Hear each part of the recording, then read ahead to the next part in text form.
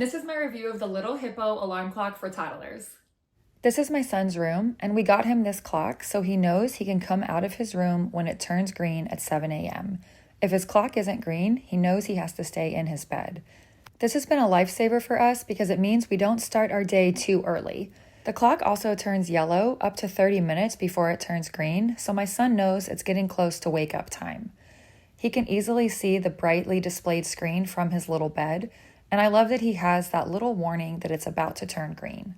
We have it set to be yellow for 5 minutes before it transitions to green right here, and he knows it's time to get up. The clock's face wakes up with a little smile. One reason I chose this clock in particular is because it will turn green without an alarm going off. I tried others, but they always had an alarm, and if he was still sleeping, I didn't want to wake him up prematurely.